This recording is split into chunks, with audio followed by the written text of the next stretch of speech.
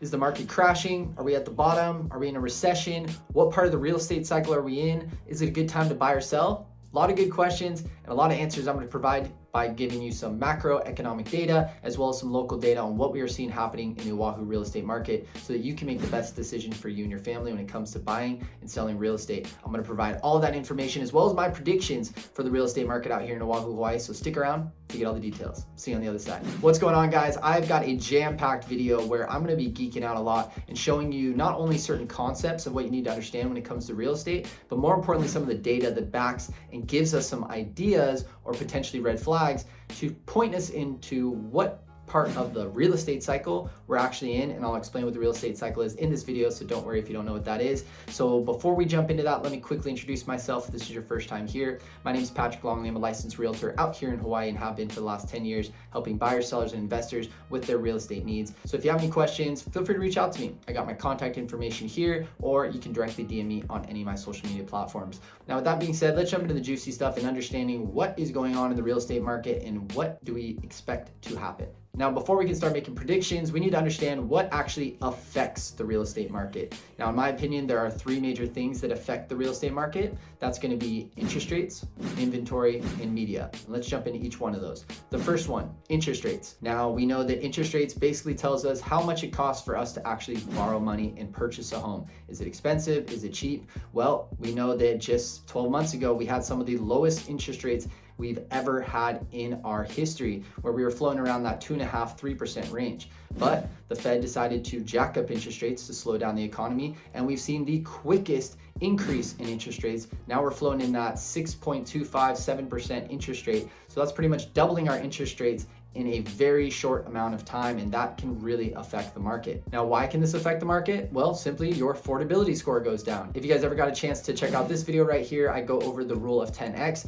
which basically says that for every 1% interest rates go up or down, affordability goes up or down 10%. To put that in an example, if you were able to qualify for $1 million at a 3% interest rate, if the interest rate went up to 4%, you now have a decrease in affordability of 10%, which means that you can only afford $900,000 with that same monthly payment. Now, like I said, we've seen interest rates go up 3%. So basically we've seen a 30% decline in buyers' purchasing power, which is definitely going to slow down the market. So that's the first thing you want to look out for is interest rates. The second thing we want to look out for is inventory. Do we have a lot of inventory in homes for buyers? Do we not have enough? This can basically affect the prices of homes because of simple economics of supply and demand. So we want to know how much supply of actual inventory do we have in the market. And as you can see in this chart, we went from a very low inventory to a much higher inventory in just a few months. So there's been an increase in inventory. And on a much micro scale or local scale, we can actually see in Oahu, we've almost doubled the amount of inventory that we had this same time last year. So there's a lot more options for buyers out there and less buyers come to the table because of the interest rates. And the third thing we want to look out for is the media. What is the information that the media is shoveling out to the public? Is it greed, where we see lots of low interest rates and basically people getting FOMO saying, hey, I want to get in on that cheap money so I can buy myself a home, creating lots of buyers coming to the table? Or are we seeing them pushing out a bunch of articles talking about the market is crashing, it's coming down 20%, and we're seeing a spike basically of searches for the real estate market crash? Well, I'll tell you right now, we definitely are seeing the latter of the two, much more fear than greed. So now that we understand what can affect the market and basically three things that can definitely affect it right off the bat, let's get a better understanding of the real estate cycle so we know where we are in that cycle. Now, if we look at this chart, the first thing we'll focus on is expansion. This is probably what's freshest in people's mind, where the market was going crazy. Prices were going up for rents, for home purchases, and then we also saw a lot of developers accelerating construction on their home. People were doing renovations on their home. Flippers were coming out. This is the expansion process that we saw not too long ago. So then we have the hyper supply stage. This is where we have too much inventory, a lot of homes that are actually available for renting, for buying. There's higher vacancies, which then shifts us into the recession, which is the key word that we're seeing a lot of the news shovel out, where we start to see declining prices, declining rents, less construction, less developers actually building stuff. And then once we get to the bottom, the interest rates actually come down because the Fed thinks we've gotten control of inflation and things like that, we will start to see the recovery stage. And this is where those foreclosures that come out, the prices that have dropped, interest rates have gotten lower, so buyers come back to the table and they start swooping up those quote unquote deals. And then we start going back into low vacancies, prices increasing, and going back into the expansion cycle. Now, one thing I want to drive home, guys, is once again, it's not about timing the market, it's about time in the market and figuring out when it's good for you and your family. But the goal is to be in the bottom half of this real estate cycle if possible. But again, if you hold on to that property for long enough, it can always make sense depending on where you are in that cycle. But again, it has to make sense for you and your family, and then you can do your best to not time the bottom, but preferably be in the bottom half of that real estate cycle, which I believe we are currently in. Okay guys, so now you have an idea of what the real estate cycle is, and maybe you've already had a couple guesses on where you think we are right now. But I wanted to show you some data that kind of help you make your assumption or your prediction, and then of course I'll give you mine. So let's look at some data that can help us figure out where do we think we are in that cycle. Now, the first thing I want to show you is you can see some of these emails I've been getting from developers out here in Oahu, Hawaii, D.R. Horton specifically, on the Ho'opili project, which I absolutely love, and I actually might be buying one myself, especially with the prices dropping. And that's exactly what we're seeing. We're seeing that some of these new developments actually are changing some of their strategies and pricings and incentives. And as you can see in some of these emails, we see that they're offering off incentives, $25,000 here for closing costs, and offering better rates that you could get from a different lender outside of their program. Also here, you can see in this email, $12,000 incentives for closing costs. So they're offering lots of incentives and actually starting to drop prices, which was unheard of for the last 12 or 18 months, when they basically would put up their new constructed homes. There'd be a lottery system, a line out the door, and only 5 homes were available that had 120 applicants. And if you were lucky, you would actually get it. Now they're actually doing incentive programs, dropping prices, and having first come, first serve, where you don't even have to do a lottery.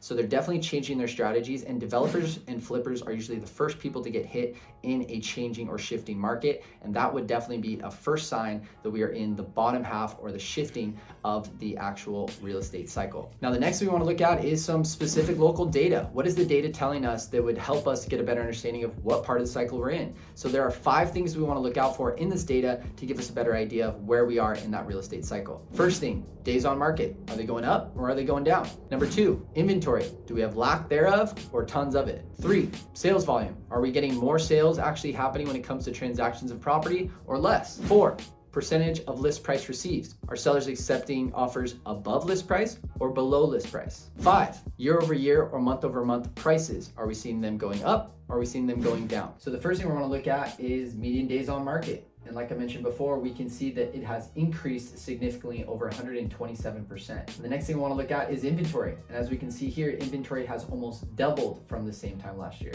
Third thing we'll look at is actual volume of sales. And we can see that it's down 47%. So the actual amount of properties that are selling is down 47%. The next thing we want to look at is percent of original list price received, which we can see is down from 102% to 96.7%, which basically means that if you listed your property for $1 million, you were able to sell it on average for 2% above the list price, so $1,020,000. And then now in 2023, we're seeing that same $1 million house is selling for $967,000 on average. And then last thing we want to look at is median sales price from 2022 to 2023. And we can see it's slightly down, but I would make the prediction, which I'll explain later, on why I think it's going to go down significantly. Now, one other thing that we want to keep out for is, what do we expect to happen in the media? We already know that they're kind of shoveling out some fears of a crash and things like that. But the main part that usually the media likes to look at is year over year sales. Are we seeing it going up or are we seeing it going down? Now, if we compare year over year sales and we look at October of 2021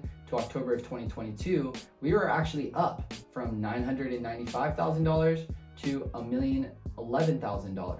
And the same thing, if we go to November of 2021 and go to November of 2022, we can see that it's still on the rise. But my prediction is when we actually get to May, where we had a median sales price of $1,142,000, and they compare May of 2023, we are going to see a significant year over year decline because we are trending down with the prices. So there's a straight line that goes across that's really not reflecting what we're seeing happening in the market month over month when you compare year over year. So you need to be careful with that, but the media is going to hold on to that concept and shovel it out to the public, scaring them, creating that fear. So I'm pretty confident that the media is going to shovel out a lot of fear and create what I like to call peak fear when it comes to the public by saying the year-over-year change is now not negative 0.5% or negative 1%, it's 8% or 10% when we compare it year over year. And that's where I think people are going to get the most scared. Additionally, we know that we've looked at a couple articles, and I keep in line with what the Fed is actually planning on doing. And in the past, we've had very large and quick hikes, whether it was 50 basis points or 75 basis points. The Fed is now discussing, as you can see in some of these articles, that they will be doing some hikes, but they will be slowing down and steadying their hike process. We're looking to have a 25 basis points in these next two meetings. And after that, we're most likely are going to settle down and they're going to wait for the inflation reports to come out and kind of sit at probably 6 to 5% and then basically sit there until the storm passes. And then we should see interest rates come back down and the market turn back up into that recovery cycle. So what are my predictions after all of this information? Well, like I mentioned before, I think we're going to see peak fear most likely in May, where we're going to see interest rates hike just a little bit more, but pair that with the media shoveling out interest rate hikes as well as this change of year over year when it comes to the real estate median price. I think you combine those two together and we'll get peak fear, and that's most likely going to be pretty much the bottom. I think we're going to stay there for a while. Things are going to settle, and it's going to be maybe 6 to 12 months after that settling where the Fed actually says, okay, we've gotten over inflation or hyperinflation, and now we can actually start to stimulate the economy and drop interest rates, which would pair us into that recovery stage. But again, guys, I want to reiterate, based on all this information, I do believe that we are at the bottom half of that real estate cycle. So with this information, what should I do if I'm a buyer or I'm a seller? Well, if you're a seller, if you have to sell, But if you can wait, I would probably suggest waiting until interest rates come back down. You have more buyers come to the table, less fear out there, and you'll find yourself in a better situation at the actual price that you can sell your property at. Right now, we are in a declining stage where we're more in a buyer's market, where the buyers have more leverage and they can actually ask for a lower price or seller's credit. Now, when it comes to buyers, I think you're in a great position right now. Yes, interest rates are higher, but you're actually seeing the prices are dropping significantly. We're seeing sellers provide credit, and you're actually being able to have lots of more inventory for options so you can find your perfect home. And of course, you can always refinance out of that loan once interest rates come back down, which again, we should probably see happen in the next 12 to 18 months, if not sooner. But I need to reiterate, it needs to be the right time for you and your family. So if you can't afford to buy a house, don't buy a house. But if you can, there is an opportunity right now, because we definitely are, at least in my opinion, at the bottom half of that real estate cycle, and you can possibly take advantage of getting lots of gains once we go into that recovery and expansion part of the cycle. And one other tip is you buyers can take advantage of not only the market going on a dip, but also taking advantage of utilizing a 3-2-1 buy down or 2-1 buy down, which is a creative way for you to get a lower interest rate for a stationed amount of time, which can help you get to that lower interest rate down the line.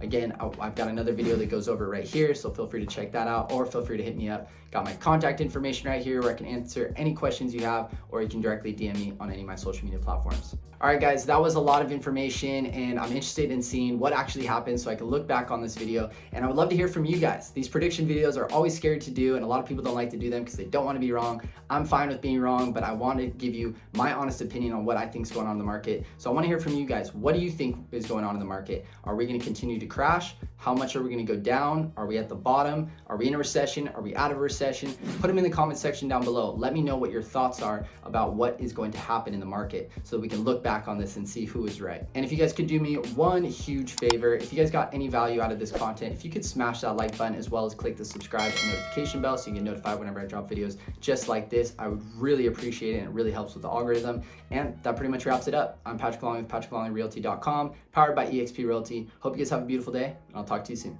Aloha.